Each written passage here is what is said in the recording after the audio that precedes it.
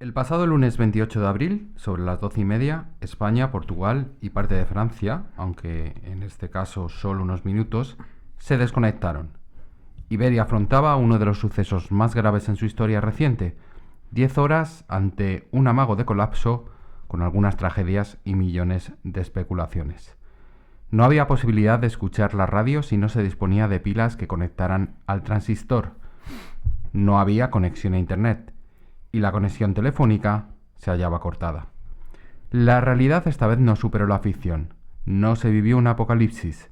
Afloró la solidaridad durante la decena de horas que la península estuvo apagada. También funcionaron los servicios públicos. Por supuesto, circularon los bulos, los cuales no se podían difundir a través de los dispositivos móviles, sino que se extendían a través del boca a boca, en las colas, para comprar papel higiénico, agua embotellada, radios o pilas. Habiendo transcurrido unos días, hacemos un análisis más reposado, abordamos en el camarote del transatlántico los riesgos a los que nos exponemos y cómo hemos llegado hasta aquí. Tenemos presente que antes de la situación del pasado lunes ya había lugares en la península ibérica que estaban apagadas y que lamentablemente siguen estándolo. Y por supuesto en otras regiones del mundo. Saludos, bienvenido, Yamani Etommi, primer pasajero a bordo. Tuyo es el timón, les saluda también José Luis Torremocha Martín. Pues saludos, efectivamente hoy vamos a analizar el apagón del 28 de abril de este lunes. No obstante, no nos vamos a centrar, o al menos eso creo yo, no vamos a centrarnos tanto en la parte técnica porque no somos ni técnicos ni ingenieros, pero sí lo vamos a abordar desde el lado de desde la política y desde lo social. Si me permites, quiero hacer un comentario. Tuyo es el timón. Bien, dentro de unos días seguramente escucharemos en el balcón de la Plaza del Vaticano esa frase Habemus Papam. Sin duda, nosotros desde este otro balcón queremos también señalar un hecho que venimos ya viéndolo desde hace mucho tiempo, pero este lunes lo hemos visto en todo su esplendor, que es Habemus Totem Universalis. Por fin hemos resuelto el dilema del tótem de nuestro tiempo, y que no es otro que el smartphone.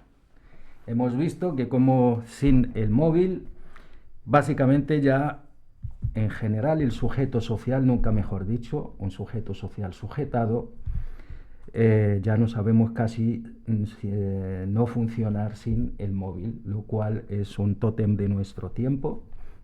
Aquella metáfora del tótem universalis parece ser que por fin ya podemos decir que tenemos ese objeto sagrado en el cual tenemos proyectada nuestra vida, en el cual tenemos almacenada nuestras vidas.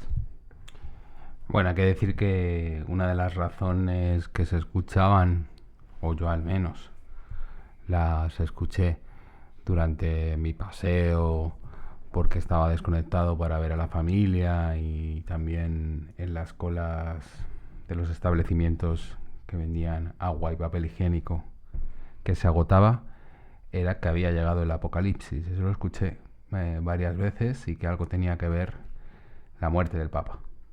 Así. Así es. Pero también, Yamani, así como apuntabas que hay una cierta dependencia del smartphone, también esas 10 horas que estuvimos en el Estado español sin luz, pues se vio como la gente no miraba el smartphone, se juntaba en los rellanos a escuchar las pocas radios a pilas que había. La gente más joven se dedicó a jugar a las cartas o a hacer malabares, porque aunque hubo un apagón, sucedió durante el día y tampoco hubo ataques de ansiedad por el hecho de no poder conectarse a Internet. Cierta indefensión, pero rápida adaptación. Bueno, pero eso es lógico. El ser humano tenemos esa capacidad de adaptarnos. Yo cuando decía El tótem de nuestro tiempo no lo decía tanto por esa incapacidad. Yo sí que he visto, por ejemplo, gente joven, especialmente esa generación mal llamada los millennials y la generación Z, etcétera, etcétera. Esa manía que tenemos ahora en dar nombres a todo. Efectivamente, yo ahí sí que he visto gente que no sabía qué hacer.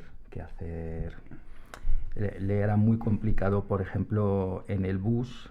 Yo he visto cosas que normalmente cuando hay móviles o escuchas música de gente que no tienes por qué escuchar, o vídeos, gente que está en el TikTok, etcétera, etcétera, o escuchas un silencio atávico en el sentido de que todo el mundo está en modo zombie mirando la pantalla. Pero yo no lo decía tanto en ese sentido, sino en que por fin hemos descubierto que la capacidad que tiene el smartphone, ya no solo como objeto, sino como algo que va más allá de amarrar nuestras vidas, de hacer básicamente ordenar y organizar nuestras vidas y sobre todo nuestra vida social. De hecho, ya tú y yo, que desgraciadamente ya nos hemos dado cuenta, yo personalmente me he dado cuenta de ello este lunes, que somos ya mayores, para nuestra desgracia, tenemos memoria y sabemos recular y volver a esos tiempos en los que no teníamos esos chismes en nuestras manos. Pero es verdad que hay la gente joven que ha nacido, la generación tecnológica que ha nacido con estas tecnologías básicamente desde el primer día de sus vidas, pues sí que yo personalmente he visto gente con ciertas dificultades, ya no en el sentido de socializar, sino en el sentido de comunicarse y organizar su vida aparte del smartphone. Hecho este apunte, ¿te parece que abordemos un poco las razones del apagón? Aunque no vamos. Pues sí, también hay que hacerse la pregunta, que tenemos que entrar en eso también. Tenemos, sin entrar en analizar nada, porque no tenemos datos ni sabemos nada de esto, pero sí que llama la atención que Francia se haya desconectado. Siempre lo hemos dicho, ya lo ha dicho nuestro queridísimo Lenin, la política es un uso intensivo de la economía. Siempre hemos dicho aquí, o por lo menos lo hemos debatido, alguna vez lo hemos dicho, que la Unión Europea es un club económico con un uso intensivo de la política. Y se ha demostrado hasta cierto punto en el sentido de que Francia se ha desconectado de la red. Probablemente eso agravó el problema de la península ibérica, y eso, yo si fuese responsable francés también lo hubiese hecho en la situación actual. Llama la atención que los dos países de la península ibérica han entrado en la Unión Europea desde ya los años 80, mediados de los años 80, y seguimos efectivamente en una desconexión total, o casi total, de la Unión Europea. Y hay que decir que aquello de la excepción ibérica, que se habló tanto durante la pandemia y que muchos han ido en contra de, ahora se ha demostrado efectivamente en términos energéticos, en términos de la energía, seguimos siendo una excepción aquí en esta península ibérica. Sí, para bien y para mal. El caso es que ya se empieza a conocer que hace unos años, en enero de 2021, se estuvo cerca de una situación similar, e incluso Alemania, hasta en 5 ocasiones, ha estado al borde del apagón, como lo sufrimos el pasado lunes aquí en la península ibérica. Bueno, sí, de hecho creo que incluso el año pasado aquí en España también hubo unas cuantas. Creo que incluso en diciembre del año pasado hubo al menos dos amagos. Y sin hablar de la parte técnica, que no somos como ya he dicho antes, no somos expertos en eso. Habrá que ver que hay, seguramente pues hemos visto como ahora la derecha haciendo lobbying a favor de la energía nuclear, en contra de las energías renovables, especialmente la eólica y la fotovoltaica. Pero aquí hay un hecho objetivo. que el tema de la red eléctrica española, o con su matriz Redella, hasta hace poco, esta es una empresa pública que se privatizó y se terminó de privatizar en el año 1999. La privatización en este país la inició Felipe González y la terminó Aznar. Curiosamente, ambos terminaron en empresas, en compañías multinacionales energéticas. Bueno, quizás habrá que hacerse la pregunta de, o mejor dicho, aquel famoso dicho de aquellos polvos, esos lodos. Nosotros siempre hemos hablado, quizás no aquí en este espacio, pero sí en otros espacios, de la necesidad de conservar y estatalizar los sectores y las compañías estratégicas, y en eso se ha demostrado. Estos días el debate se ha desviado en unas imbecilidades y idioteces, como que nucleares no, nucleares sí, renovables no. Yo creo que el debate no debe estar allí. El debate está sector público, sector privado. Aquí se ha demostrado que cuando hay beneficio, cuando hay mercado, derechos fundamentales se convierten en servicios, en bienes y servicios de mercado, y habrá que hacerse la pregunta: ¿necesitamos sector público en aquellos sectores estratégicos, sí o no? Esa es la pregunta clave. La socialdemocracia de toda la vida, ¿no? O sea, que no hace falta ir al bolchevismo para que el Estado tenga los sectores estratégicos bajo su control y al servicio de su población, porque se trata de servicios esenciales. De todo lo que apuntabas, me llama mucho la atención el debate propio de los países donde hay un bipartidismo, en el que efectivamente no se aborda la cuestión de que las empresas energéticas, su fin es obtener beneficio económico, y la rama progresista, dice: apostamos por las energías renovables, ¿no? Y la otra derecha, se opone en principio a esas energías renovables, cosa que es también falso, para ir contra la Agenda 2030, ¿no?, en su discurso político. Pero no se va a las razones fundamentales de en qué situación estamos y de que este país se ha pagado durante 10 horas con consecuencias económicas que desconocemos y algunas humanas graves, porque ha habido pérdidas de vidas, ¿no? Pero claro, o sea, ¿qué van a decir? Si, como has dicho tú anteriormente, las empresas que conforman la SEPI, que eran empresas estratégicas fundamentales en el Estado español, se semi-privatizaron, y empezó a hacerlo precisamente el Partido Socialista, concretamente Felipe González, antes de dar paso a Aznar. Entonces, Yamani, a partir de ahora, ¿crees que se va a recuperar el debate de recuperar los sectores estratégicos bajo control estatal e intervenir en el mercado? Pero qué barbaridad dices. Bueno, no sé. No seamos tan bolcheviques. El caso es que España se apagó y Portugal estás yendo en contra de la propiedad privada, que es el santorum de toda esta falacia construida. Bueno, que sepas que estoy en plan broma, ¿vale? Intuía que sí, pero bueno, aquí ahora yo lo que creo que de esto no se va a aprender, sinceramente, y habrá que hacérselo aprender. Y me explico.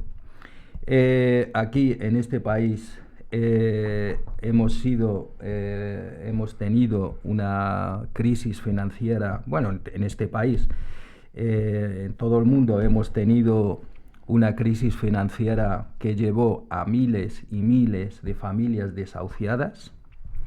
Hemos tenido hace apenas unos años una pandemia a nivel global que nos llevó a encerrarnos en nuestras casas durante meses, llevó a incluso, yo me atrevo a que muchos de los paradigmas han cambiado, incluso aquello le permitió, por ejemplo, a la derecha a resignificar incluso conceptos. No nos olvidemos del concepto libertad, que se resignificó durante esa pandemia y se convirtió en una libertad o libertad para hacer cosas, no para libertad en su profundidad.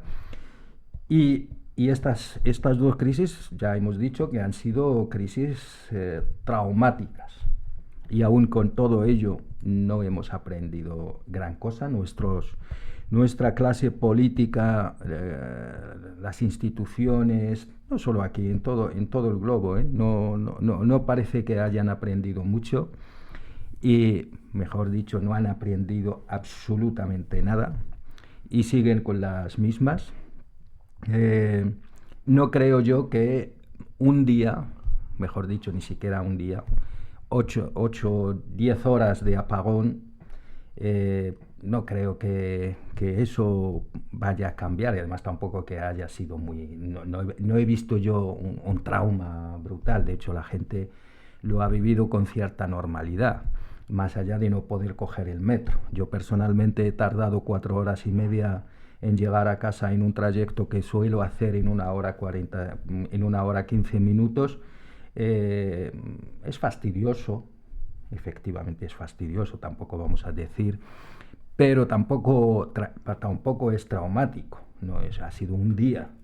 Y yo lo que veo que ahora mismo, si cualquiera de nosotros y nosotras que pongamos la tele, vamos a ver un discurso que se intenta establecer, que es: qué buenos ciudadanos y ciudadanas hemos sido. Hemos sido ejemplares, hemos sido solidarios, hemos sido cívicos, hemos sido etc, etc, etc. Pues probablemente lo hemos sido, y siempre lo hemos sido, lo seguiremos siendo, y lo somos, y lo seguiremos siendo en el futuro. Pero eso no debe ser la noticia, eso es la normalidad. Tampoco por un corte de energía de 10 horas nos vamos a convertir aquí en la jungla. O sea, eso no, para mí eso no es un hecho noticiable.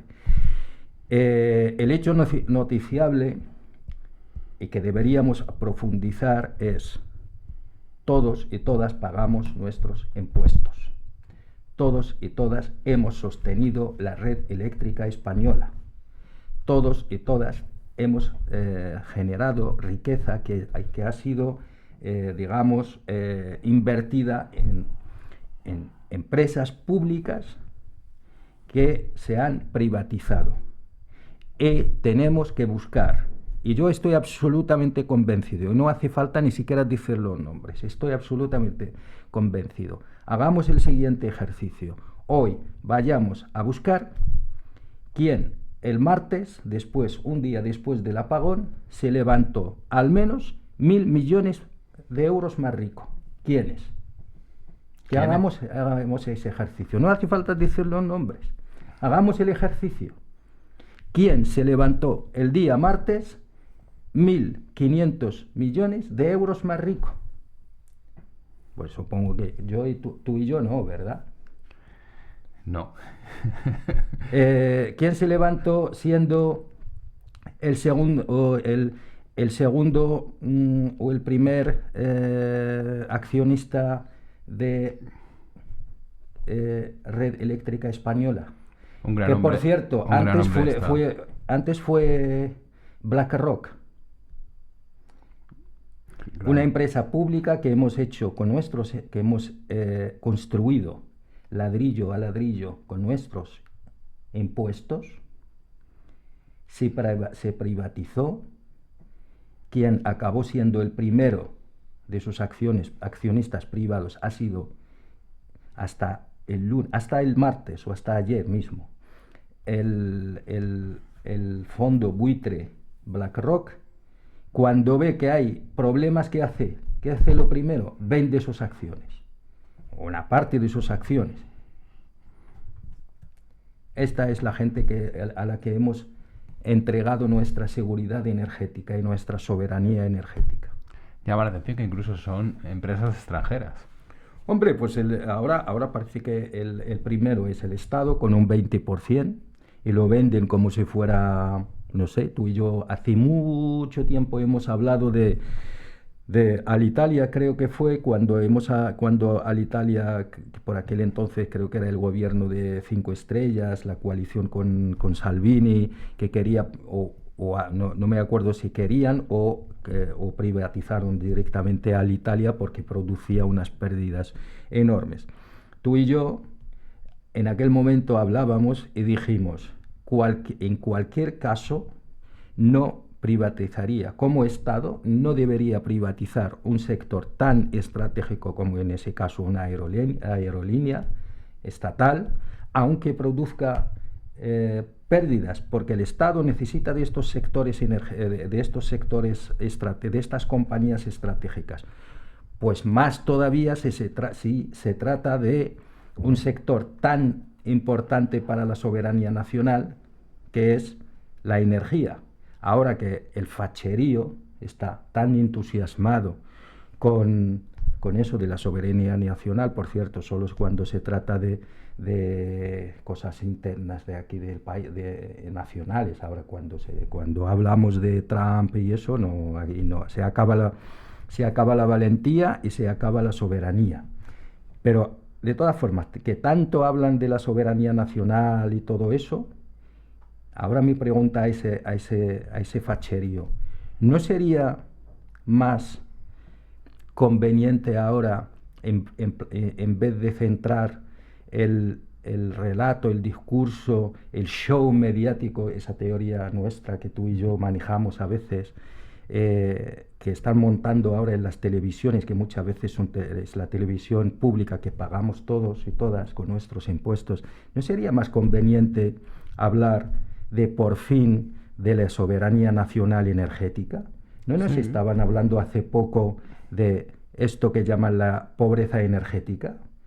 ¿Y no es grave que todo un país acabe un día entero sin luz y sin poder utilizar, yo qué sé, la nevera, la lavadora y lo peor aún, gente con respiradores que podía haber muerto? Y de hecho creo que algunos, no sé si muertos. 4 o 5 han muerto. Hay muertos y no hay que restarle importancia. Por supuesto que no. Por supuesto que no. También entra dentro de esa soberanía nacional que el Estado defienda la vida, aunque sea de un solo ciudadano o ciudadana. Y otra cuestión importante, que esta situación de vulnerabilidad que ha sufrido un país entero durante 10 horas, la siguen sufriendo antes y después de este apagón barrios como la Cañada Real en Madrid, Padre Pío, Amate o Semenencia en Sevilla y otras partes del Estado. O sea que el Estado no existe para esta gente y el gobierno no ha sido capaz de poner una torreta para que las vecinas de la Cañada Real puedan tener luz, y llevan 3 años así. Que están aquí al lado, que están ahí. No, están a un tiro de piedra.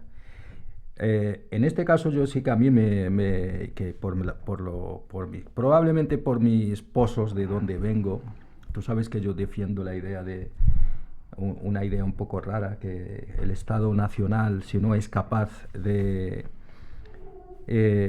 el Estado nacional promiscuo, en el sentido de aquel Estado, si vamos a defender el Estado, defendamos bien el Estado en todo su esplendor, y si no, que se vaya al garete ese Estado.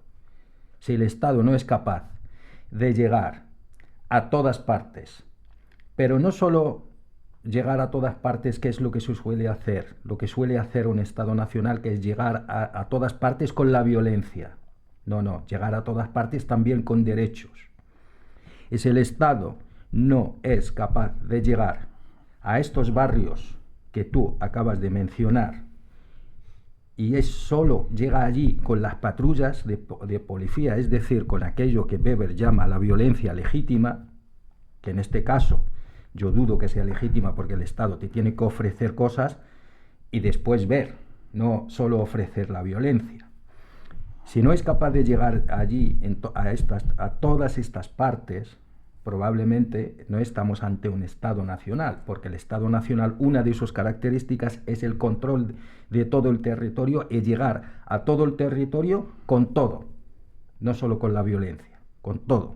Y si no somos capaces de llegar a todos estos barrios con la energía, pues a lo mejor no somos tan Estado, somos un poquito menos Estado nacional. Y otra cosa, el Estado no es una empresa, el Estado es otra cosa. El Estado es el garante. El Estado no debe competir con las empresas para ofrecerse bienes y servicios. El Estado es el garante de derechos y la energía es un derecho. Y si uno es capaz de ofrecer esto, con el sistema actual habrá que revisar el sistema y habrá que empezar a pensar seriamente en un sistema público de energía. Y de eso llegado a este punto, otra vez tenemos que hablar de la soberanía plena. Y una de ellas es una parcela de la soberanía, es la soberanía energética. Y tenemos que hablar también, Giovanni, de pobreza energética. La Red Europea de Lucha contra la Pobreza y la Exclusión Social en el Estado español habla que la pobreza energética en este país es un problema estructural. Esto se escucha con una alegría y una normalización tremenda, ¿no?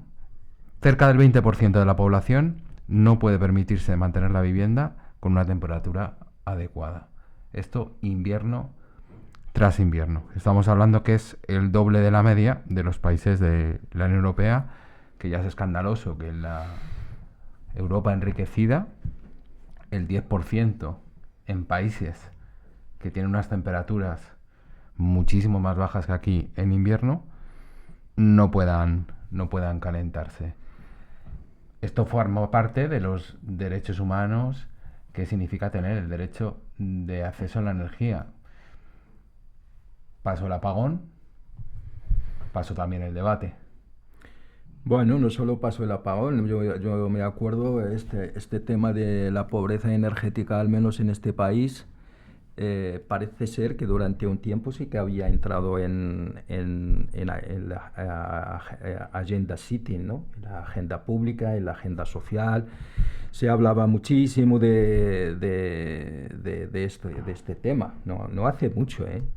Pero parece ser que ahora parece que ha pasado a mejor vida. Y ha pasado a mejor vida porque han venido, y eso demuestra, lo que voy a decir, demuestra cómo hemos ido incluso empeorando, ¿no? Han venido temas todavía más acuciantes que han sustituido a un tema que aparentemente sí que tenía su importancia, pero cuando aparecieron otros, perdió la importancia en la agenda sitting. Y me explico. Si fuéramos economistas diríamos que hablaríamos de un término que no viene a cuento ahora, hablaríamos de la elasticidad de los temas que se manejan en la agenda sitting, ¿no? Como el precio de un producto depende del precio de otro producto. Por ejemplo, el precio de un coche dependerá a lo mejor del precio de la gasolina. Si la gasolina es muy cara, pues a lo mejor los coches son más baratos porque el acceso es más difícil a la gasolina y la gente no piensa en comprar los coches.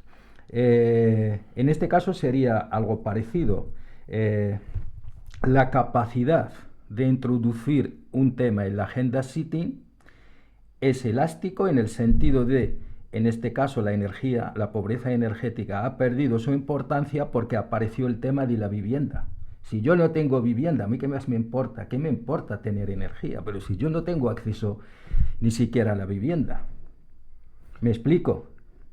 Sí, está más en la agenda porque la situación está cerca de ser absolutamente insostenible con el tema de la vivienda, pero no te olvides de una cosa, Yamani, cuando en el caso del Estado español la pobreza energética estaba en la agenda, era porque había otro gobierno abiertamente de derechas en el poder, por decirlo de alguna manera. Pues curiosamente, cuando hay un cambio de gobierno, incluso de coalición, la pobreza energética pues eso también habrá pasa al segundo plano. Pues efectivamente, probablemente, por eso hemos dicho al principio que vamos a hablar en sentido político de esto. Quizás deberíamos hablar de ese famoso concepto que podríamos llamar el efecto anestesia, que ciertos momentos introducimos en la sociedad porque como tenemos un gobierno supuestamente de izquierdas, pues ciertos temas pierden importancia. No pierden importancia porque se solucionan, sino porque no queremos que no queremos desgastar, y los poderes, digamos, sociales, esa capacidad de generar agendas sitting, los generadores de opiniones, etcétera, etcétera, pues se callan ciertos temas para no desgastar al gobierno porque lo que va a venir es peor. Yo no soy aceleracionista, no quiero serlo, pero efectivamente ahora mismo parece ser que ciertos temas parecen tabú y yo creo que hay que tocar todo, ¿eh? ¿Y no será que no se ha vuelto a este tema, el de la pobreza energética, porque curiosamente una de las mejores puertas giratorias para el bipartidismo son precisamente estas empresas? Digo yo. Bueno, pero eso no ha sido justo ahora, eso ha sido desde siempre. Que yo sepa, Felipe González y Aznar han estado en... Felipe González, por ejemplo, en Gas Natural y Aznar en Endesa, pero no ahora, desde hace mucho tiempo. De hecho, Felipe González creo que ya ha dejado incluso Gas Natural. Hace unos años dijo que lo dejó por aburrimiento. Eso sí, Wow. se llevaba 400.000 euros al año, pero dijo que se aburría. Hombre, al resto del mundo de los mortales nos encantaría aburrirnos. A mí, si algo odio, es el tema del trabajo. Me parece un castigo divino. Me encantaría tener un trabajo donde aburrirme y no tener que hacer nada. Pero, en fin, cada cual. Pero yo me refiero que no te digo que no, que también esta gente tiene sus lobbies, estas grandes empresas que tienen lobbies. Lo curioso es que van cambiando de nombre cada 2 por 3. Quizás porque se fusionan, etcétera, etcétera. Yo ya no sé cuál es cuál, pero tienen lobbies, por supuesto, que controlan el discurso público, controlan la agenda sitting, controlan el relato, incluso el marco. Esto, pues si te has fijado ahora, pues lo han convertido en un discurso. En primer lugar, lo han convertido en el discurso de nucleares y contra nucleares versus energías renovables. Al día siguiente lo habían convertido en problema de red eléctrica, pero no tanto de red eléctrica, sino de Beatriz Corredor, que es la presidenta, que es otra puerta giratoria, por supuesto, pero... Ministra de la Vivienda, curiosamente, en la época de Zapatero. Pero ojo, que también tenemos a otros. Fátima Báñez, la ministra de Trabajo que destrozó la negociación colectiva en este país. Bueno, pero cuidado, que pidió puestos de trabajo a la Virgen del Rocío. Ah, bueno, perdón. Además, estos días que son los 9 días santos, que tenemos ahí a los cardenales, pobrecillos, en la Basílica de San Pablo, rezando por el espíritu de Francisco I, y nosotros aquí poniéndole a parir, y una señora que tiene fe y que ha rezado a la Virgen ¿de qué? Del Rocío. Sí. Di algún nombre más, Yamani, por favor. Otros nombres. Pues probablemente os sonará José Blanco, Pepinho Blanco. Eurodiputado. Que fue ministro de Fomento con Zapatero. Secretario de organización del PSOE. Poderosísimo. Y el que intentó, no tanto por ganas del aludido, sino el que intentó llevarse a Alberto Garzón a su lobby, ¿no? A su empresa de consultoría o no sé qué era, ¿no? Sí. Y además que se extrañó parece que teníamos la culpa todo el mundo de que tuviera que renunciar a... ¿Quién se extrañó, José Blanco o Alberto Garzón? Alberto Garzón. Parece ¿Ah, sí? que la culpa la teníamos pues todo el mundo por criticar el hecho de que participara en en un lobby contra el Sáhara Occidental. Ah, vale, perdón. Pero bueno, lo sentimos. a ti no te voy a culpar, Yamani. Este fue el primer ministro de Izquierda Unida en el primer gobierno de coalición desde la Segunda República, ¿verdad? Bueno, fue ministro de Consumo. El primero y el único. Bueno, ahora tenemos a otra ministra que es de Izquierda Unida. ¿Y qué hizo, por cierto? ¿Alguna ley que te recuerda? No, bueno, da igual, no vamos a entrar en eso. No me atrevo a... ¿Tú te acuerdas de Fátima Báñez? Dices la reforma laboral. Hablas de Felipe González, pues ya ves, tampoco vamos a comparar. Pero Luis de Guindos, que ya no conoce el ministro y sus medidas, ministro de Economía, con Mariano Rajoy. Ángel Acebes, otro ministro de Economía, y probablemente fue el que inició el austericidio con José Luis con Zapatero, ¿no? Que luego sustituyó, por cierto, a Elena Salgado, con José... Fíjate tú, José María Aznar, Elena Salgado, Pedro Sánchez, Pedro Solbes. Pedro Solbes. Ya estabas metiéndote con el Pedro Sánchez. Pobrecillo.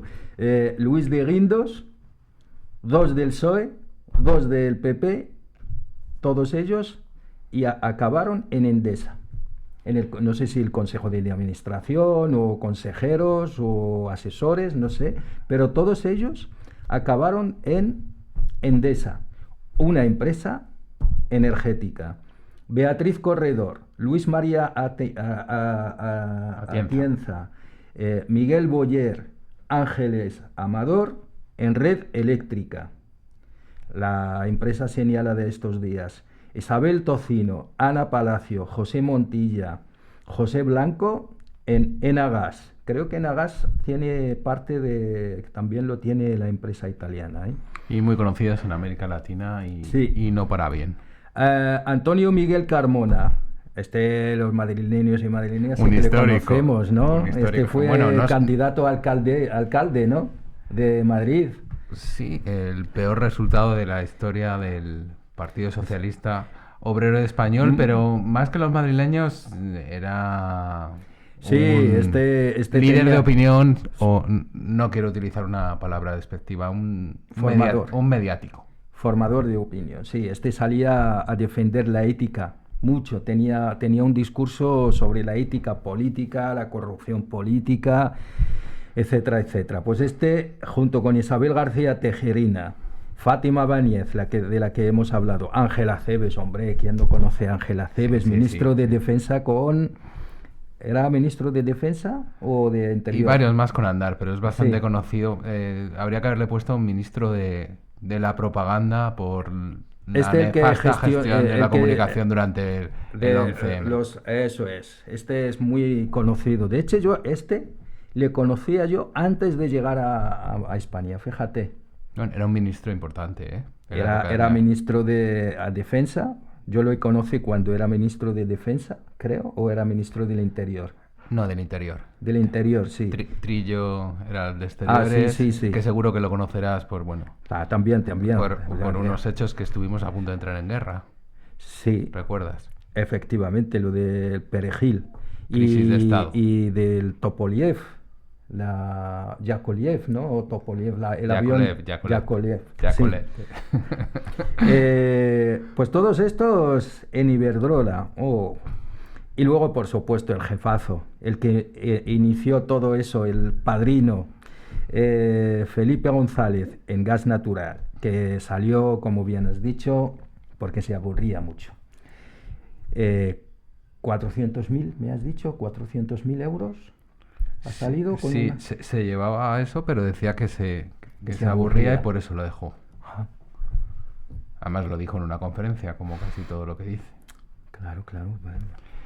Bueno, por ir finalizando, Yamani, si te parece, comentamos algunos bulos que han circulado sobre el apagón. No podía faltar Putin porque es el villano perfecto, ¿no? Uh-huh. Entonces, uno de los primeros bulos que se pudieron escuchar es que Ursula von der Leyen le había acusado a Putin de atacar la soberanía europea.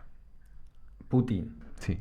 Esta señora ha dicho algo incluso antes de... Pero era mentira, digamos que era un bulo. Le sacaron esa frase como reconociendo que había habido un ataque.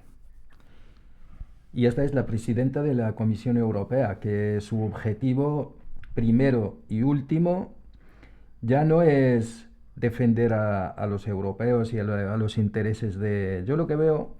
Pero es un bulo que tuvo su poso por una serie de declaraciones que habrá hecho, pero hay que dejar claro que no es verdad que lo haya dicho. Es un bulo. Pues, pero esta señora se supone que es no se supone, es la presidenta de la Comisión Europea.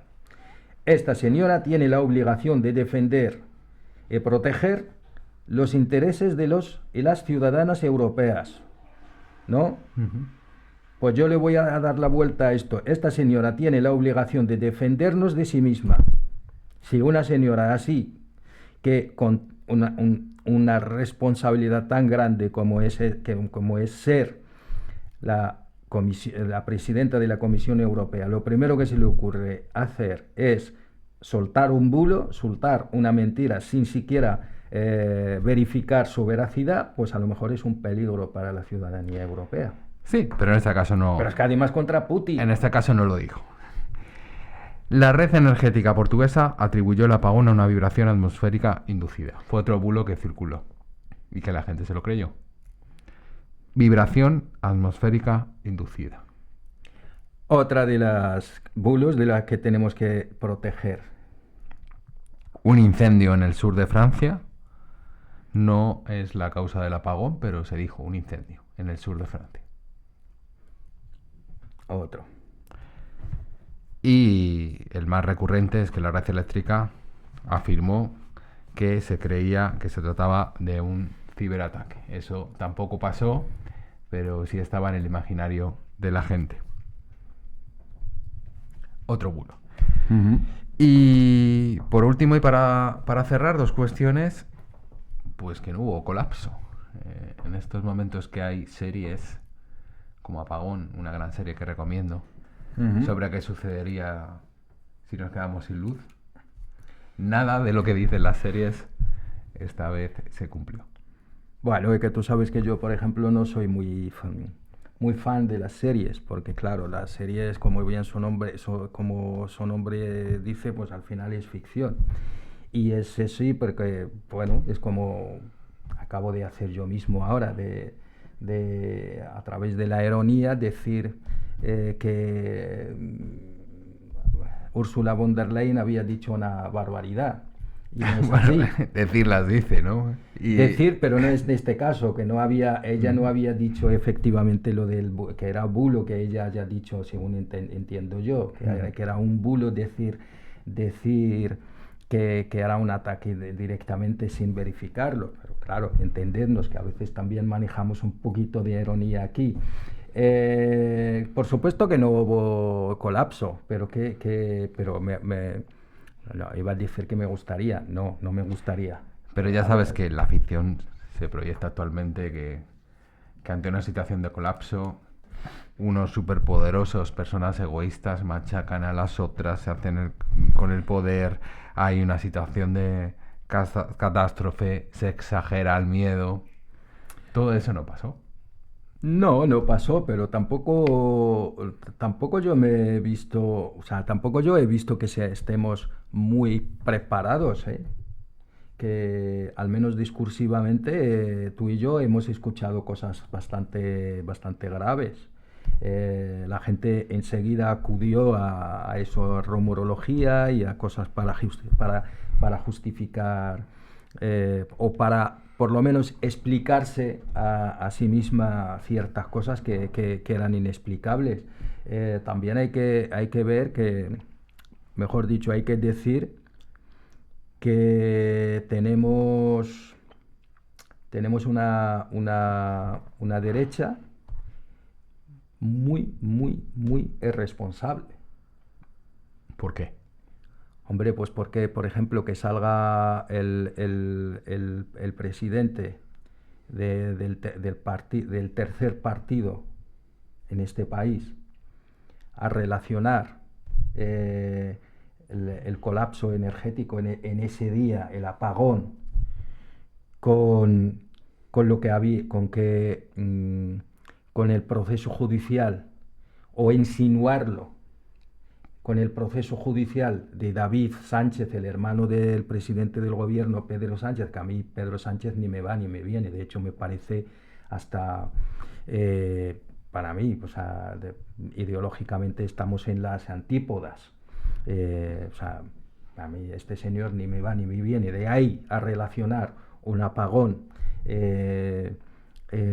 con lo que le sucede al hermano del presidente de este señor, pues ya ves tú, pues, o todo lo que acabas de decir tú, ¿no? Esos bulos y creo que también se acabó la fiesta había dicho cosas, todo el mundo, esa fachosfera ha salido en tromba a decirnos que sin ningún pudor, a decir que había una conspiración.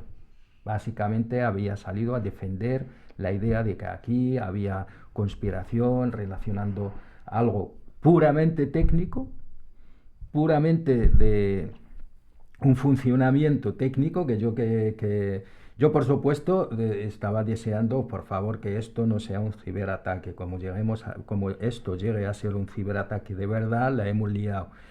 Pero después, cuando me lo explicaron, tú sabes que yo estudié, no mucho tiempo, pero 2 años estudié electricidad industrial. Cuando te lo explican, yo por lo menos lo entendí. O sea, eso es bastante fácil de comprender. Si tú tienes un sistema eléctrico, un circuito eléctrico, tú le tienes que poner a niveles básicos, a nivel de un circuito básico, incluso los que tenemos en el ordenador, o sea, este circuito, ¿cómo se dice? Base, una tabla base de estos que tenemos dentro de los ordenadores.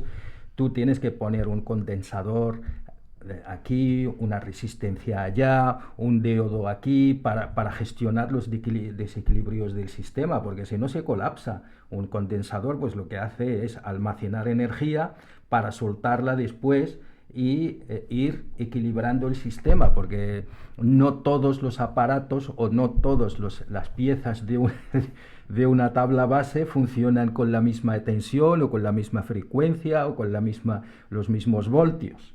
Eso es muy conocido.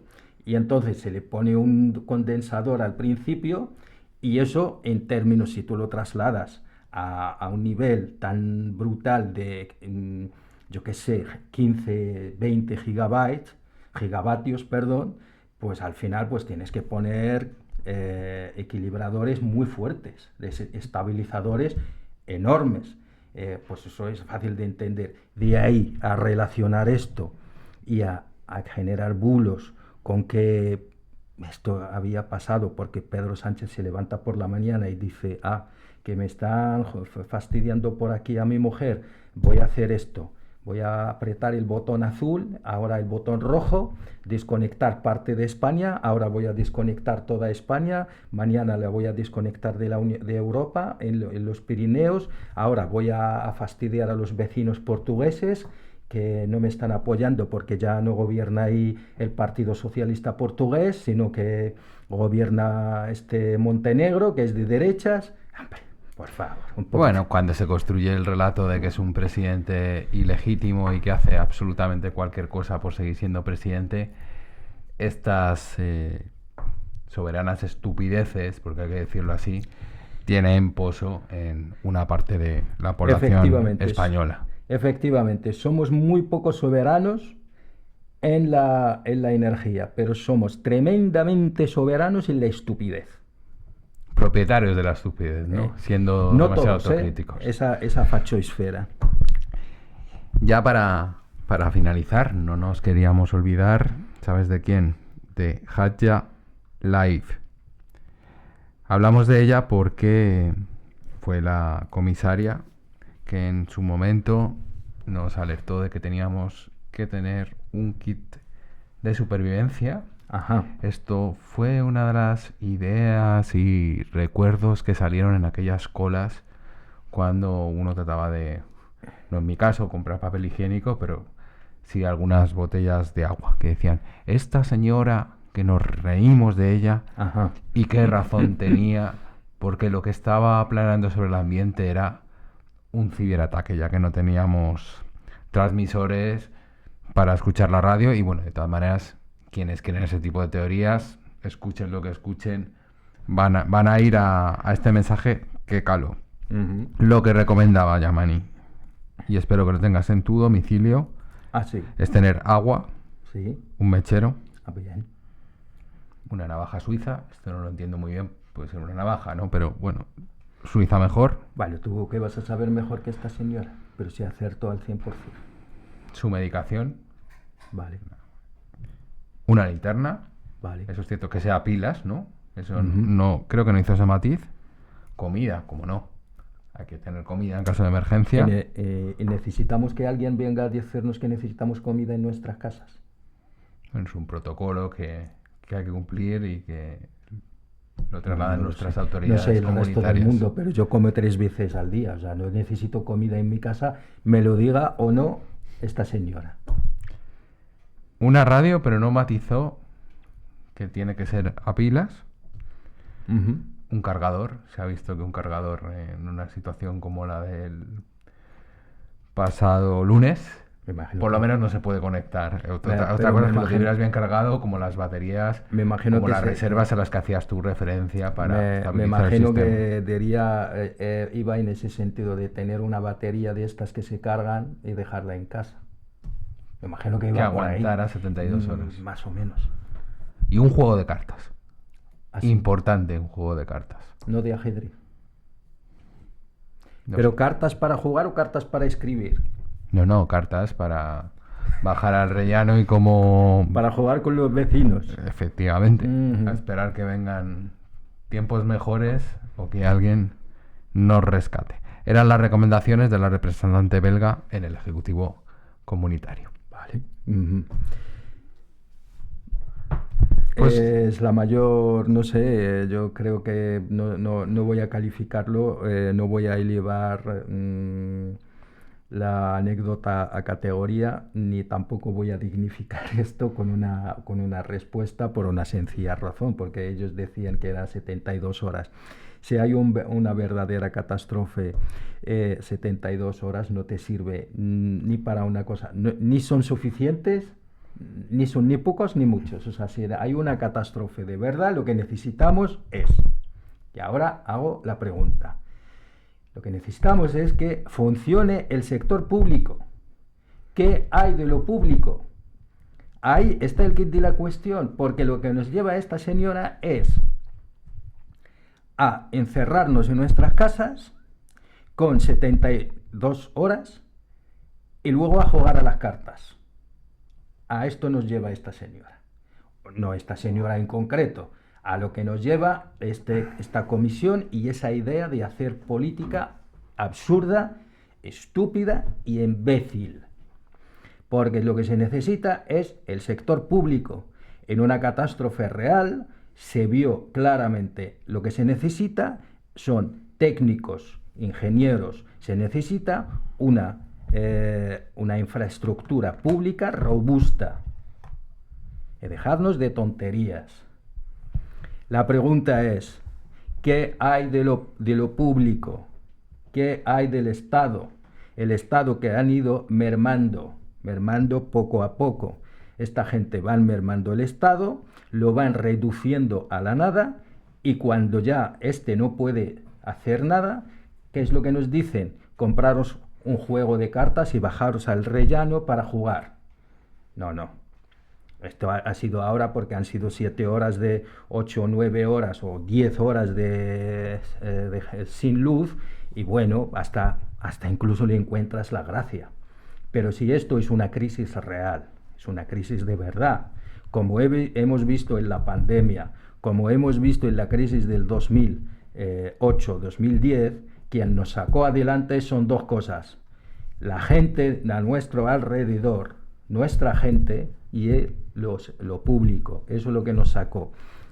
¿Acaso es que ya llevamos muchas crisis y deberíamos haber aprendido? ¿A qué se trata? De vivienda, de sanidad, de educación, y suma y sigue. Esto es lo público. Y dejarnos de tonterías de kits para 72 horas, porque 72 horas no vamos a ninguna parte. Primero hay que robustecer nuestro sistema energético. ¿Y cómo se hace?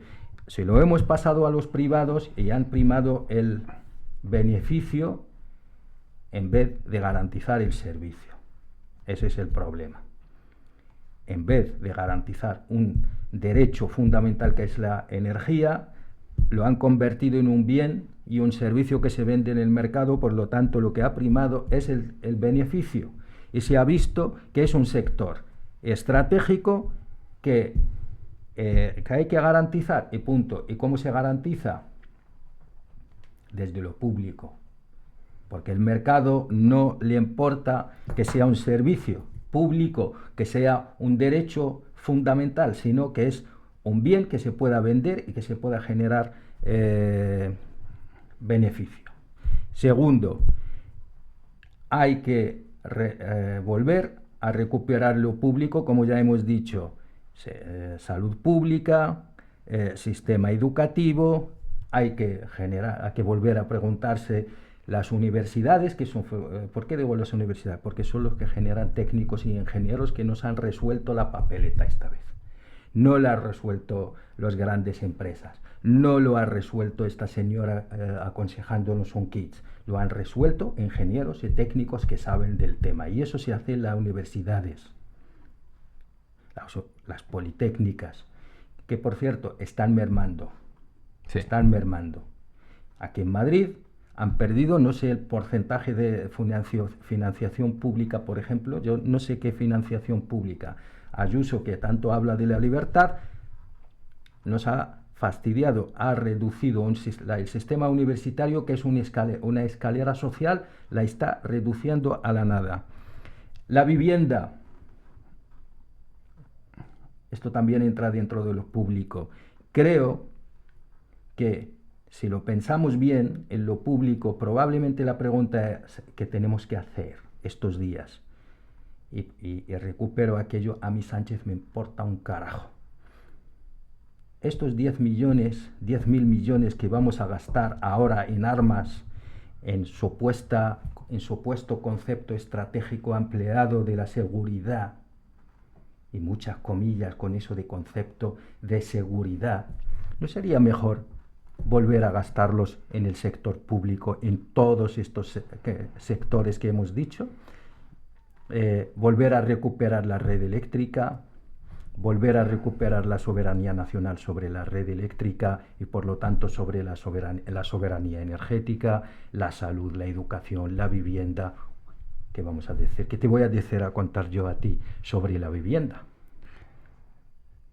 Recuperar los derechos básicos que hemos perdido, luchar por lo público y garantizar la vida. No nos queremos olvidar en este final, como hemos tratado en este programa, del 20% de la población en este estado que padece la pobreza energética, ni tampoco de los barrios que a día de hoy siguen apagados porque no existe el Estado, porque no llega el Estado a estos lugares.